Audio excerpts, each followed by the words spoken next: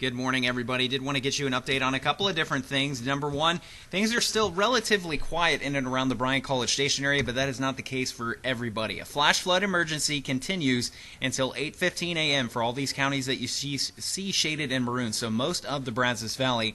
If you can help not driving here within the next hour, that would be grateful. Even an hour's time can help waters recede greatly. We do have rain still forming across the area, mostly across our northern counties where that flash flood emergency not in effect. So a little bit of good news there. The bad news is, though, we could start to see some flash flooding in that area.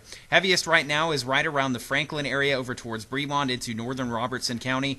This is moving ever so slowly to the east and a little bit to the south as well. So this batch of thunderstorms is something that we will be watching very, very carefully as we go through, especially the rest of the morning. That is why we kept that 60% chance of showers and thunderstorms through the entire morning, and it looks like rain chances will slowly start to taper off after that. This afternoon, hopefully going to be quiet.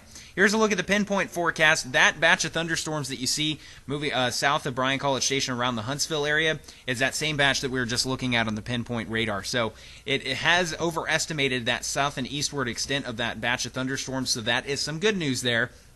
What remains to be seen is how much more rain we get from that area of thunderstorms with all the moisture feeding into it. Bottom line, though, thing to take away from this particular video is that rain chances really look to taper off as we go through the later afternoon and into the early evening hours, but they are not zero. We could still see a couple isolated thunderstorms that could exacerbate any flash flooding concerns that we already have, because an extra quarter of an inch could spell trouble for plenty of spots around our area, especially in our southern counties. Looks like we have one more shot at some widespread rainfall as we go into this evening, especially across our eastern counties, and then we get a little bit of a break for Saturday, but not completely. Don't think it'll be totally dry, but don't think it'll be totally wet across the area on Saturday either.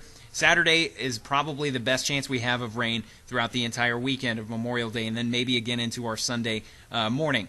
Thing that we will be watching out for the next several days, any additional rainfall that we do get could again make those flooding issues concerns worse. So we do need a couple of days to dry out before we get back to normal across the area. Soils will be very saturated for the next several days, and the problem is it looks like rain chances will continue as we head into our next week. So this is something that we will take very, very seriously, especially over the next several days, and even as we head into the later parts of next week. We're going to be here all the way through the Memorial Day weekend, keeping you updated as best we can, and as soon as we get any updates to that forecast as well, see where those thunderstorms are headed a little bit clearer, we'll continue to update you on Facebook, Twitter, and on air should we need to, though as of right now I don't expect that we will need to break in for any severe weather updates. So a little bit of good news for you there.